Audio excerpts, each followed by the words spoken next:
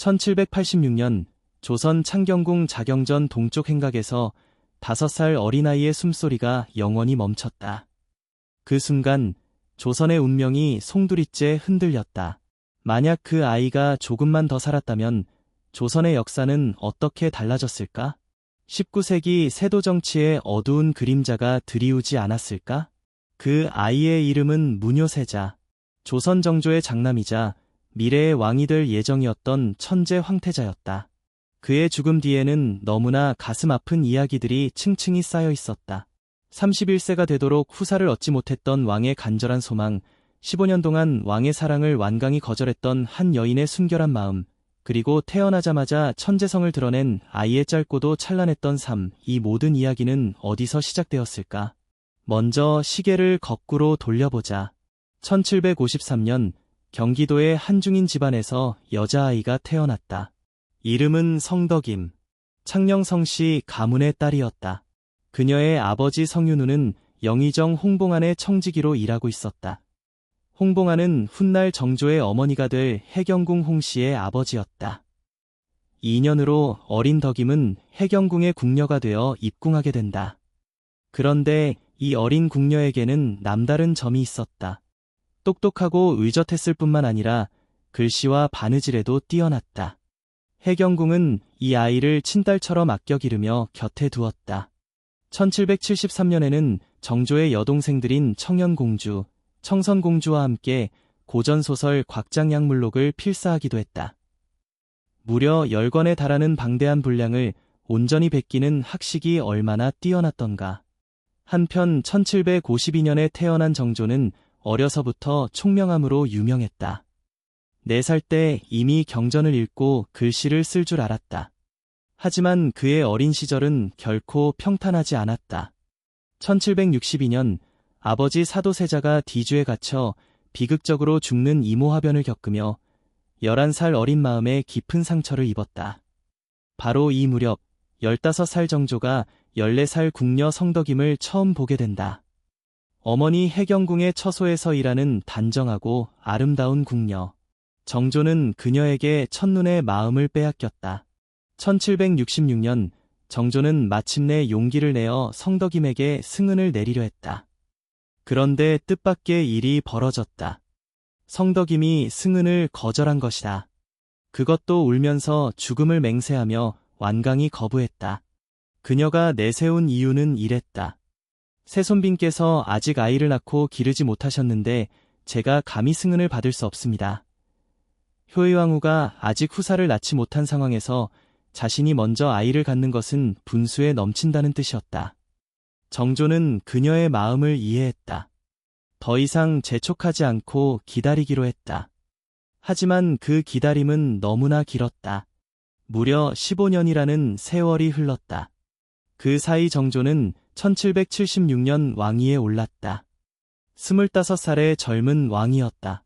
하지만 여전히 후사가 없었다. 효의왕후는 임신을 하지 못했고 다른 후궁들도 아이를 낳지 못했다.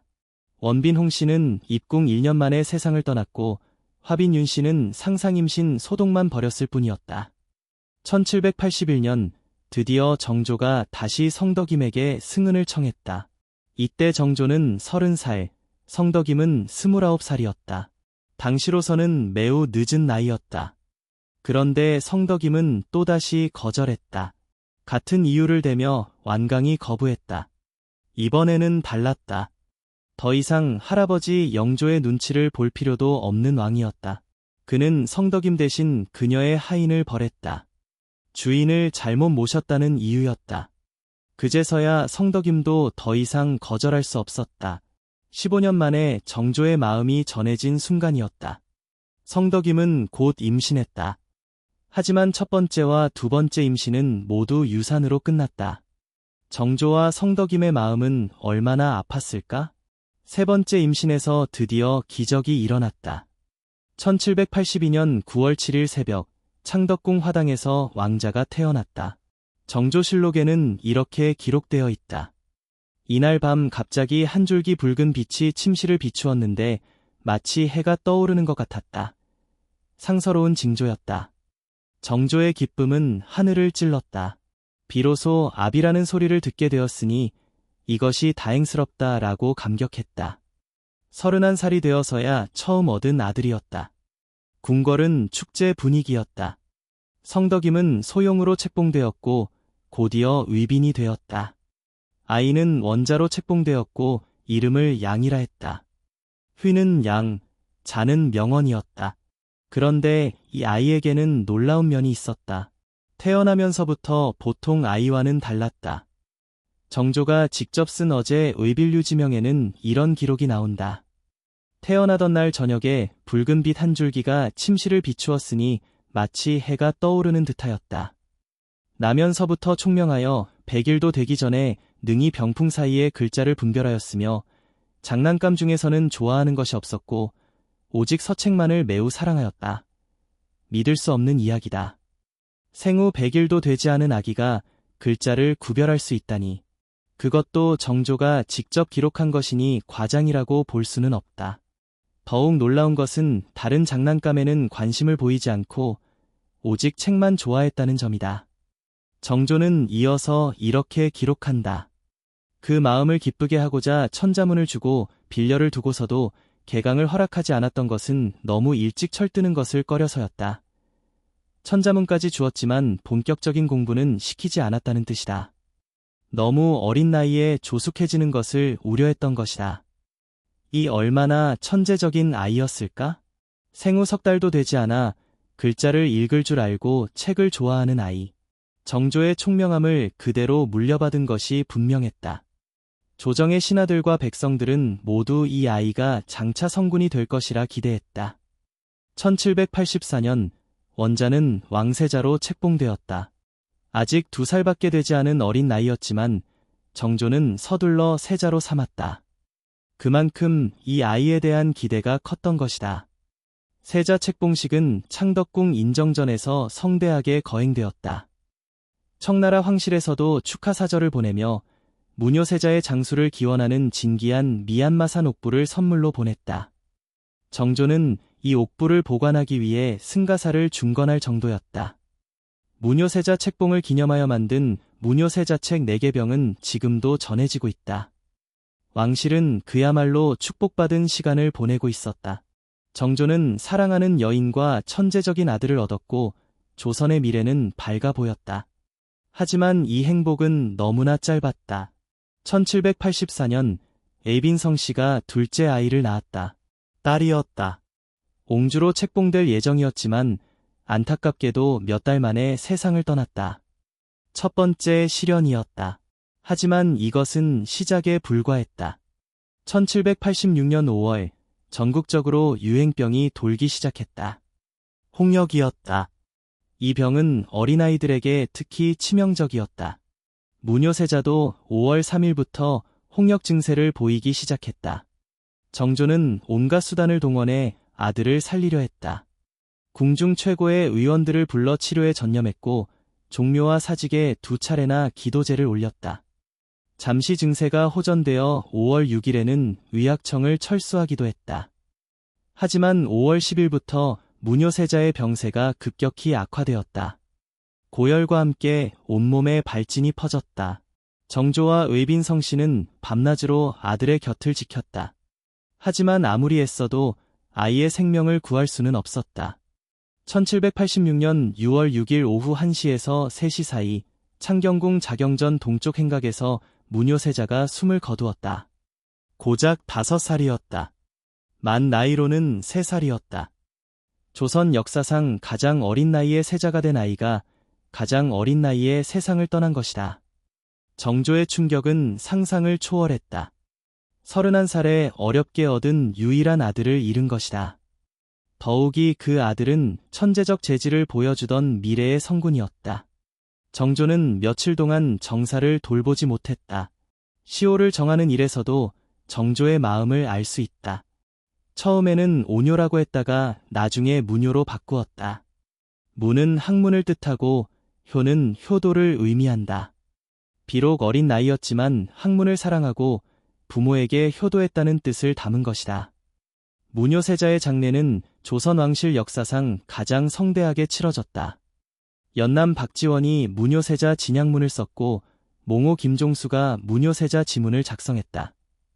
수많은 문인들이 만장을 지어 아이의 죽음을 애도했다. 하지만 더 큰 비극이 기다리고 있었다. 아들의 죽음으로 충격을 받은 웨이빈성 씨가 중병에 걸린 것이다. 그녀는 이미 임신 9개월 상태였다. 웨이빈성 씨는 아들을 잃은 슬픔을 이기지 못했다. 임신 막달에 접어들면서 웨이빈의 몸은 급격히 나빠졌다. 기력이 떨어지고 정신이 혼미해졌으며 사지가 뻣뻣해지는 증세를 보였다. 명치 부위에 극심한 통증도 있었다. 현대의학으로 보면 임신 중독증의 전형적인 증상들이었다. 정조는 매일 의녀 약을 직접 다려주고 약봉지와 약그릇을 침실에 보관할 정도로 극진히 간병했다. 하지만 웨이빈의 상태는 계속 악화되었다. 1786년 9월 14일 저녁, 웨이빈성 씨는 마지막 힘을 내어 정조에게 당부했다. 앞으로는 자주 효의왕후를 찾아 대를 이을 아들을 얻으시기 바랍니다. 자신의 죽음을 직감하고 남긴 마지막 말이었다. 이튿날 웨이빈성 씨가 복중태아와 함께 세상을 떠났다. 나이 34살이었다. 정조는 5달 만에 아들과 아내를 모두 잃었다.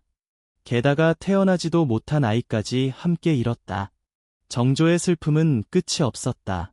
그는 어제 임묘지명에서 이렇게 썼다. 살아있는 나와 죽은 내가 끝없이 오랜 세월 동안 영원히 이별하니 나는 못 견딜 정도로 근심과 걱정이 많다. 또한 내가 다시 살아나서 이승으로 돌아오기를 기대한다. 죽은 이를 그리는 마음이 절절히 드러난 글이다. 정조는 웨이빈의 소원대로 그녀를 무뇨세자 곁에 묻어주었다.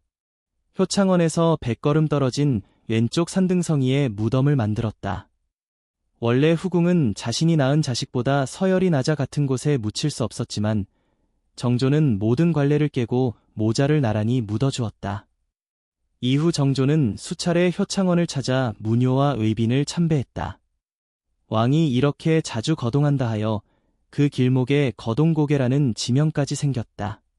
정조의 그리움이 얼마나 깊었는지 알 수 있는 대목이다. 무뇨세자의 죽음이 조선사에 미친 영향은 실로 엄청났다. 정조는 그 후 4년을 더 기다려야 했고 1790년에야 수빈 박씨로부터 순조를 얻었다. 하지만 정조는 1800년 49살에 이른 나이로 세상을 떠났고 11살 어린 순조가 왕위에 올랐다. 어린 순조 때문에 조선은 외척들의 세도 정치에 휘말렸다. 안동 김씨와 풍양조 씨가 번갈아 권력을 잡으며 조선을 좌지우지했다. 만약 무뇨세자가 살아있었다면 이런 일은 일어나지 않았을 것이다. 무뇨세자는 태어날 때부터 천재성을 드러냈다. 100일도 되기 전에 글자를 구별하고 책만 좋아했던 아이. 정조의 총명함과 학문에 대한 열정을 그대로 물려받은 아이였다. 만약 그가 성인이 되어 왕위에 올랐다면 정조의 개혁 정신을 이어받아 조선을 근대화로 이끌 수 있었을 것이다. 더욱이 무뇨세자는 18살 성인으로 자랐을 때 즉위했을 것이다. 아버지 정조의 통치를 직접 보고 겪으며 성장했을 것이고 신료들을 다스릴 충분한 능력을 갖추었을 것이다. 적어도 신료장에 손을 놓아버린 순조보다는 훨씬 나은 군주가 되었을 것이다. 하지만 모든 것은 가정에 불과하다. 1786년 6월 6일 5살 무뇨세자의 죽음과 함께 조선의 미래도 바뀌었다. 19세기 조선이 겪은 모든 시련들, 세도 정치, 삼정의 문란, 밀란의 빈발, 세국정책의 고수 등은 모두 이 하나의 사건에서 비롯되었다고 해도 과언이 아니다. 역사에는 만약이 없다고 한다. 하지만 무뇨세자의 이야기를 들으면 저절로 상상하게 된다. 만약 이 천재 황태자가 살아있었다면 조선의 운명은 어떻게 달라졌을까? 아마도 조선은 일본보다 먼저 개국했을지도 모른다. 서양의 과학기술을 받아들여 부국강병을 이루었을지도 모른다. 임진왜란과 병자호란 이후 200년 만에 다시 일어날 기회를 잡았을지도 모른다. 하지만 이 모든 가능성은 한 어린 생명의 죽음과 함께 사라져버렸다. 무뇨세자의 이야기에는 또 다른 의미가 있다. 바로 부모의 사랑이다. 정조와 의빈성 씨가 아들을 향해 보인 사랑은 시대를 초월한다. 왕이라는 지위도 권력도 그 무엇도 사랑하는 자식을 잃은 부모의 마음 앞에서는 무력했다. 정조는 왕이면서도 한 명의 아버지였다. 아들의 천재성을 자랑스러워하면서도 너무 일찍 철드는 것을 걱정했다. 아들이 병들었을 때는 온갖 수단을 동원해 살리려 했고 결국 떠나보내고는 평생 그리워했다. 의빈성 씨도 마찬가지였다. 왕의 후궁이라는 높은 지위에 있으면서도 어머니로서의 마음을 잃지 않았다. 아들을 잃은 후 임신 중독증으로 고생하면서도 끝까지 뱃속의 아이를 지키려 했다. 그리고 죽음을 앞두고도 남편에게 후사를 당부하는 현명함을 보였다. 무녀세자의 짧은 생애는 우리에게 많은 것을 생각하게 한다. 태어날 때부터 천재성을 보인 아이가 고작 5살에 세상을 떠났다는 것, 그 아이의 죽음이 한나라의 운명을 바꾸었다는 것, 그리고 그 아이를 사랑한 부모들의 마음이 300년이 지난 지금도 우리의 가슴을 뛰게 한다는 것. 역사는 때로 이렇게 예상치 못한 방향으로 흘러간다. 거대한 사건들보다 작은 개인의 운명이 더 큰 변화를 가져오기도 한다. 무녀세자의 이야기가 바로 그런 예다. 조선 후기사를 공부할 때마다 우리는 이런 질문을 하게 된다. 왜 조선은 일본보다 늦게 근대화되었을까? 왜 19세기에 그토록 혼란스러웠을까? 왜 침에 제대로 대응하지 못했을까? 그 답 중 하나가 바로 무녀세자의 죽음에 있을지도 모른다. 물론 역사를 단순하게 해석해서는 안 된다. 무녀세자가 살아있었다고 해서 모든 문제가 해결되었을 것이라고 단정할 수는 없다. 하지만 적어도 조선이 좀 더 안정적인 왕권을 유지할 수 있었을 것이고 세도 정치의 폐는 피할 수 있었을 것이다. 무녀세자가 성인이 되어 왕위에 올랐다면 어떤 정책을 폈을까? 아마도 아버지 정조의 개혁 정신을 이어받았을 것이다. 규장각을 중심으로 한 학문 진흥, 장용영을 통한 군사력 강화, 수원 화성과 같은 신도시 건설 등의 정책을 계속 추진했을 것이다. 또한 정조가 시작한 신분 차별 철폐, 노비 해방 정책도 지속되었을 것이다. 무녀세자가 태어날 때부터 보인 총명함과 학문에 대한 관심을 보면 실학자들과도 활발히 교류했을 것으로 보인다. 정약용, 박제가, 홍대용 같은 실학자들의 개혁 사상이 더욱 체계적으로 실현되었을지도 모른다. 무엇보다 무녀세자가 왕이 되었다면 19세기 초 서양 열강들의 접근에 더욱 적극적으로 대응했을 것이다. 정조시대에 이미 지구전, 고려전도 같은 서양 지리서들이 소개되었고 천주교를 통해 서양 문물이 유입되고 있었다. 무녀세자는 이런 변화의 흐름을 제대로 파악하고 조선도 시대의 변화에 발맞춰 나갔을 것이다. 세국 정책을 고수하는 대신 제한적이나마 개국을 추진했을지도 모른다. 일본의 메이지 유신보다 앞서 조선의 개혁이 시작되었을 수도 있는 것이다. 하지만 이 모든 것은 결국 가정에 불과하다. 역사에 대한 흥미롭지만 현실은 아니다. 현실은 무녀세자가 5살에 세상을 떠났고 조선은 세도 정치의 늪에 빠졌으며 결국 일제강점기를 맞았다는 것이다. 그렇다면 우리는 무녀세자의 이야기에서 무엇을 배울 수 있을까? 첫째는 개인의 소중함이다. 한 사람의 삶이 얼마나 귀중한지, 한 사람의 죽음이 얼마나 큰 변화를 가져올 수 있는지를 보여준다. 둘째는 교육의 중요성이다. 무녀세자가 태어날 때부터 보인 학문에 대한 관심은 교육이 얼마나 중요한지를 알려준다. 100일도 되지 않아 글자를 구별하고 책만 좋아했던 아이. 그 아이의 잠재력이 제대로 발현되었다면 조선사는 달라졌을 것이다. 셋째는 부모의 사랑이다. 정조와 의빈성 씨가 아들에게 보인 사랑은 시대를 초월한다. 왕과 후궁이라는 지위를 떠나 그들은 한 명의 아버지와 어머니였다. 자식을 사랑하는 부모의 마음은 300년 전이나 지금이나 똑같다. 넷째는 역사의 우연성이다. 역사는 필연적으로 흘러가는 것 같지만 실제로는 수많은 우연들의 결합이다. 무녀세자가 홍역에 걸리지 않았다면, 의빈성 씨가 임신 중독증에 걸리지 않았다면 조선의 역사는 완전히 달라졌을 것이다. 마지막으로 희망을 포기하지 않는 마음이다. 무뇨세자와 웨빈성씨를 잃은 정조는 절망했지만 포기하지 않았다. 4년 후 순조를 얻어 왕통을 이었고 죽는 순간까지 조선의 개혁을 위해 노력했다. 무뇨세자의 이야기는 이렇게 끝난다. 5살에 세상을 떠난 천재 황태자의 짧고도 슬픈 이야기. 하지만 그 이야기는 300년이 지난 지금도 우리에게 많은 것을 생각하게 한다. 효창공원을 걸으면서 한때 그곳에 있었던 무뇨세자와 웨빈성씨의 무덤을 떠올려 보시기 바란다. 서삼릉에 가서 강제로 이장된 그들의 작은 무덤을 찾아보시기 바란다. 그리고 그들이 살아 있었다면 우리 역사가 어떻게 달라졌을지 상상해 보시기 바란다. 역사는 과거의 이야기가 아니다. 현재를 사는 우리가 미래를 만들어가는데 필요한 지혜와 교훈을 주는 살아있는 이야기다. 무뇨세자의 이야기도 마찬가지다. 비록 300년 전의 일이지만 우리에게 소중한 메시지를 전해준다. 한 생명의 소중함, 교육의 중요성, 부모의 사랑, 역사의 우연성, 희망을 잃지 않는 마음. 이 모든 것들이 무뇨세자의 짧은 생애에 담겨 있다. 그리고 그 이야기는 오늘을 사는 우리에게도 여전히 유효하다. 무뇨세자는 비록 5살에 세상을 떠났지만 그의 이야기는 영원히 살아있을 것이다. 조선의 미래를 바꿀 수 있었던 천재 황태자의 이야기는 우리가 기억하고 전해야 할 소중한 역사다. 이 이야기가 여러분의 마음에 깊은 여운을 남기기를 바란다. 그리고 역사를 통해 현재를 돌아보고 미래를 준비하는 지혜를 얻으시기를 바란다.